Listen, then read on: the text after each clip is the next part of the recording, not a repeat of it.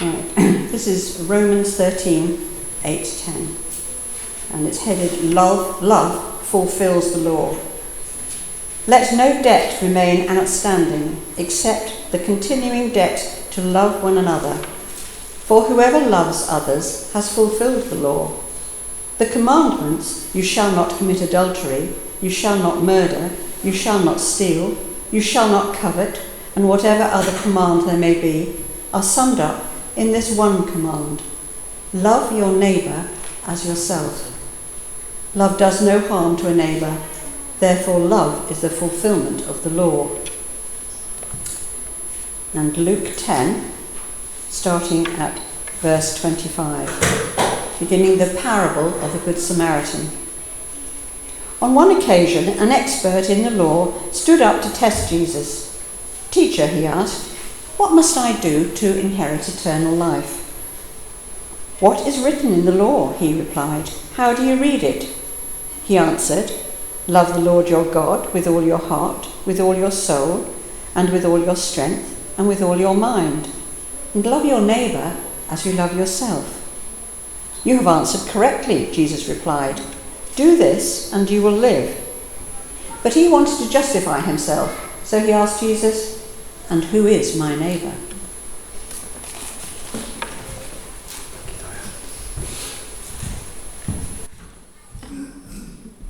Aha, so those who are familiar were probably caught out by the place that we stopped. There's more. Wasn't there an Irish comedian who used to say, come in, there's more. Well, there is more. And we might look at it a bit later, but I just want to rest a little in that question, because Jesus answers the question, who is my neighbour, by telling him, and therefore us, the story of the Good Samaritan. But I want to remain and abide in the expert of the law's question. Who is my neighbour? On our Ethos course, you've heard me mention it before, but it's evenings spent in front of the computer, sadly, because we weren't meeting in flesh. So it was Zoom with lots of church leaders, ministers, and other folk involved in church work from across the Baptist Union of Wales. And we were being guided by a chap called Cam Roxburgh to think about mission and church in not necessarily a new way, but perhaps in a different way, with a different focus. And we were asked just that question, who is your neighbour? And we were asked to draw a noughts and crosses board. In America they call it tic-tac-toe, and he was from Canada, so he was supposed to draw a tic-tac-toe board, which for us is noughts and crosses. So just a little grid. Put yourself in the middle, and then write some of the neighbours' names on the outside. It was an exercise which, in a very simple way, answered that question, who is my neighbour? Well, my name is John, such and such, and such and such. You should try it.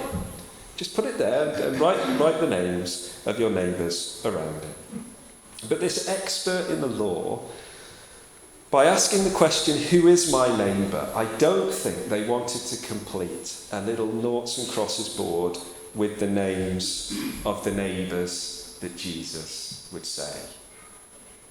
You see, if you ask the question, who is my neighbour, implicit within that question, so sometimes hidden away, but certainly implied in that question, is the reality that some people aren't.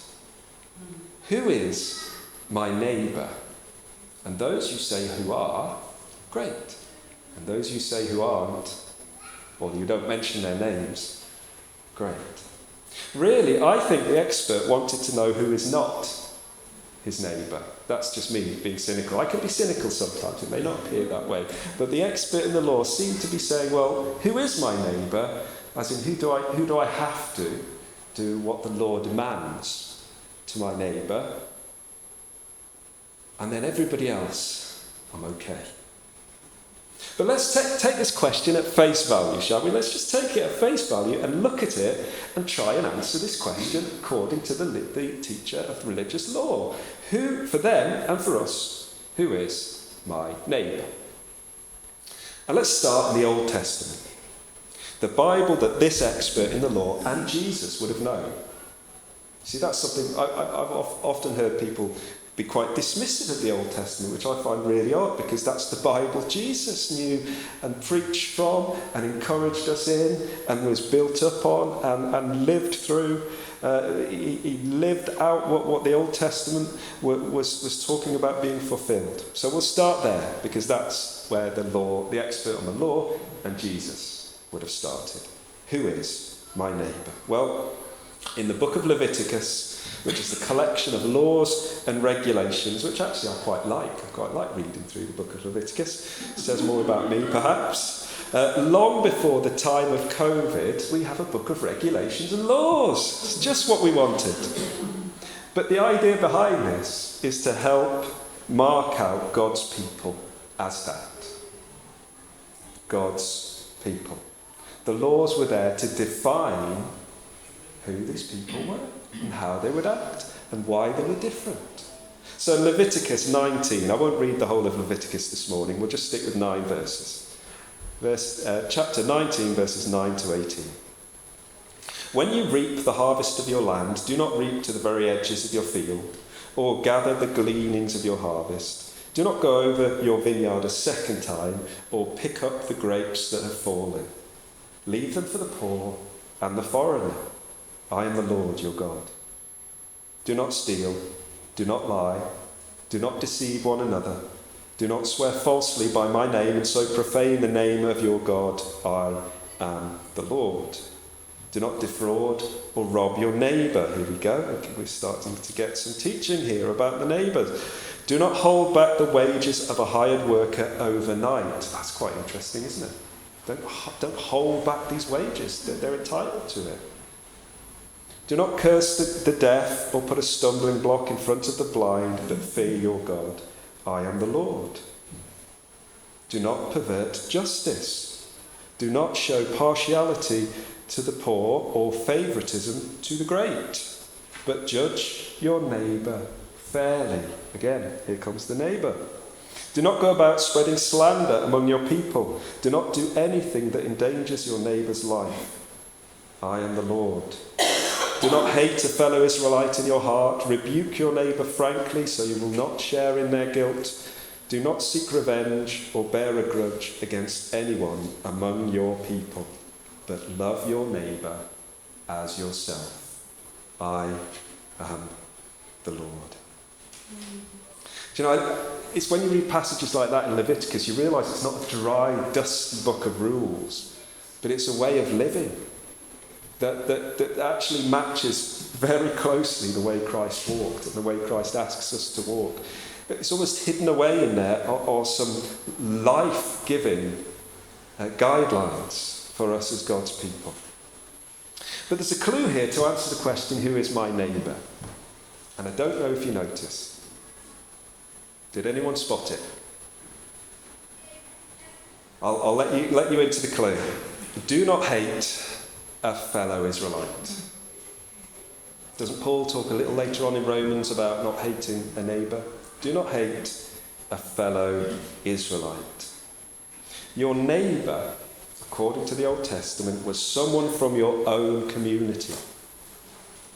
The people of God, your fellow Israelite. There were different rules for describing other folk, and you could hear those rules even in this passage of law, where it talks about leaving some of the harvest for the foreigner, basically someone from outside of the community of God's people.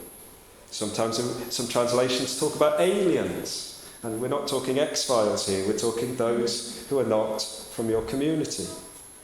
But for most folk, the answer to the question, who is my neighbour, was your fellow Israelite. Someone like you, give or take. Someone who lives within the bounds of God's mercy and his grace and his people. Someone who should think and act within the loving framework of God's law, and someone who you could take to task if they didn't. You can rebuke your neighbour, Leviticus tells us. So if we took that logic forward to today, we could answer the question with, who is my neighbour? Someone from our church community, if we took that logic forward. And for some of us, that might be a great relief. Glad that it means the church rather than our actual neighbours. For others, it could be the opposite. We might find it easier to love our actual neighbours than those within our community. That is why Jesus had to be so careful in answering the question, who is my neighbour? And that's why today, however much I love reading through Leviticus, we can't stay there to fully answer the question, who is my neighbour? We can't just remain there because quite simply, Jesus didn't. He didn't say, look up Leviticus 19. He told a story. So Jesus, in answering this, goes beyond Leviticus. Jesus tells a story about a stranger, someone who is not like us, someone who is outside of the community of God's people. Now, when I was studying archaeology, we used to take modules in anthropology. And anthropology simply means the study of what makes us human, the study of human society over history. You know, how people behave through time and place and history.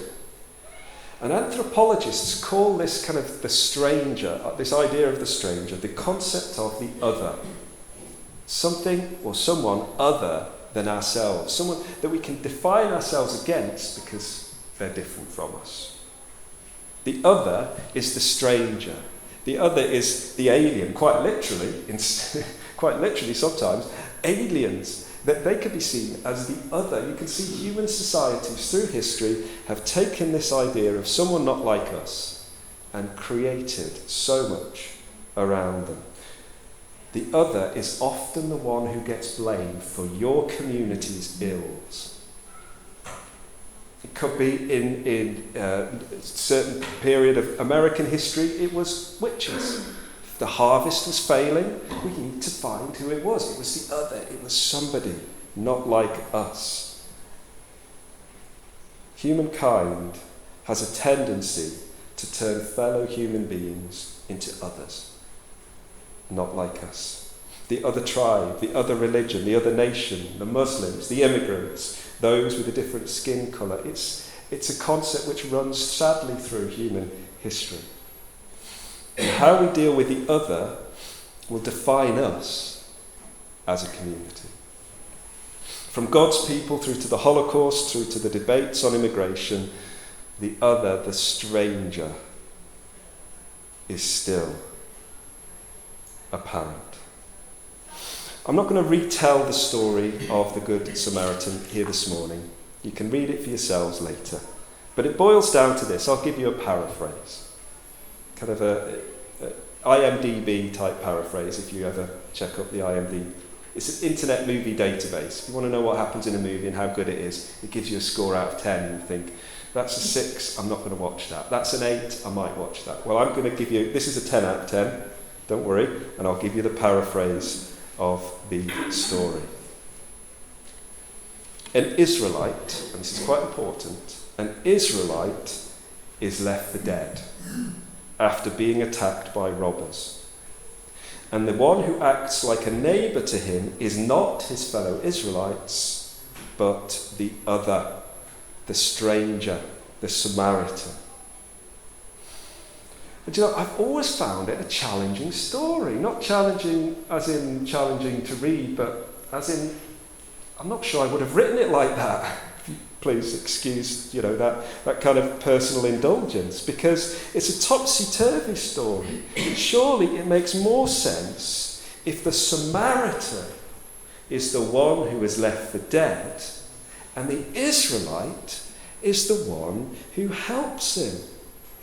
Because then Jesus could say, your neighbour is someone who needs help, whether they're from, your own community or not. And the expert in the law would have said, oh yeah, I see what you mean. I think that's simple, isn't it? That's easy to understand. Someone not from your community, but you help them. That is who your neighbour is. But instead, and so you could say, if that's how Jesus had written the story, to love your neighbour is to love and welcome the stranger who needs help. There we go. Very simple. Rob's version of the parable of the Good Samaritan. And it makes sense to me. But instead, we get a different account. You see, the answer to the man's question, who is my neighbour, is not somebody who's not like you who needs help. The answer to the question is the one who showed mercy to the Israelite, while his fellow Israelites walked by. So it leads to the following logical conclusion. A neighbour, and I know this is one of those cyclical, circular arguments where you can never get to, it's like a chicken and egg, but a neighbour is someone who acts like a neighbour. Who is my neighbour? The one who acted like a neighbour. Well, that's obvious. Yeah, but then Jesus says, now go and do likewise. Can you see how Jesus has turned this man's question on its head? Instead of giving him a clear answer, who is my neighbour? Oh, it's people who need help. Jesus comes back and he turns it around. And while he doesn't ask this question, I think he is asking the expert to ask it. Am I a neighbour? Not who is my neighbour, but am I a neighbour? Because it's not all about the person who needs help, it's all about the person who does the helping. I think it is a good exercise to write down the names of your neighbours. Remind yourself who they are. Perhaps even write some things about what they do. Note down a few positive things about them if you have an interesting relationship with your neighbours, which can happen. But how about this? As well as looking for opportunities to be a neighbour to them, why don't you give them opportunities to be a neighbour to you? You see, the man beaten by robbers needed a neighbour, and he was from the people of God. He was the Israelite, the one with everything you would have thought to offer.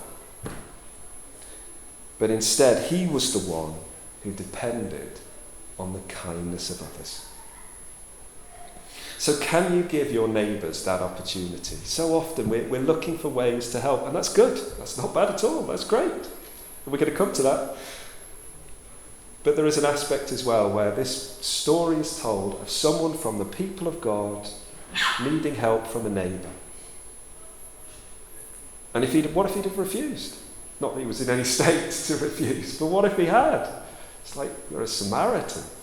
Can you wait until somebody slightly better comes along? There's that joke, isn't there, of somebody crying out to God, help me, and God sends all these things, and he says, send something else. Well, that could have happened. And perhaps it happens with us as well. We might be too proud or too willing to help others to be prepared to let others help ourselves. Can you give your neighbours the opportunity to be a neighbour? Not simply to lend you a cup of sugar, which, by the way, you should pay back according to Paul. And we're going to get to Romans now. I don't know if you noticed in the passage that Diane read. Owe no one anything except to love one another. Paul writes that. Diane mentioned to me that a few verses earlier it talks about paying taxes and government and stuff like that, but we didn't get into that because that's quite a hot topic. But taxes, how much, how little. Owe no one anything, Paul says, except to love each other. Don't be in debt, Paul says. There is a difference, by the way, to being in debt and being given a gift. So if you've asked for a cup of sugar and you've said, I'm going to give you back a cup of sugar, then give it back. If you ask for a cup of sugar and they say keep it, then keep it. There's a difference. Live as debt-free as you can amongst your neighbours, except with love. For the commandments, as Paul says, and it's interesting, isn't it, how these commandments sound very similar to what we heard in Leviticus. Don't commit adultery. You shall not murder. You shall not steal. You shall not covet. And any other commands are summed up in this word. You shall love your neighbour as yourself. Love does no wrong to a neighbour. Wow. So Paul says, owe no one anything except to love each other. Then he talks about neighbours. Live as if you are constantly in debt to your neighbours. Live like you owe them a debt which you will never repay, a debt of love. It's that debt that keeps coming back to you. No matter how much you give, you still owe that debt. That's what Paul is saying. That's how we should live as a community of God's people amongst our neighbours, as ones with a debt of love that we can never repay. So it's like this week I've been really good to my neighbours. Write it off. That's it. I don't have to worry about them for a while. That's not how you should live, Paul says. And that's a big ask when there are boundary disputes, when there is noise, or when they are not like us. And I know, I've been there, not by your house, don't worry. I've been there in my own house with my own neighbours in a different place. But it is an ask that Paul says brings us into the fulfilment of the law. And I like to think that what Paul means by fulfilment is not do that and you don't have to worry about anything. I think it's more a case of do that because that's the purpose of the law. Because if you are loving like that, essentially, that's the idea of the law. To create that kind of loving community under God is the purpose of the law.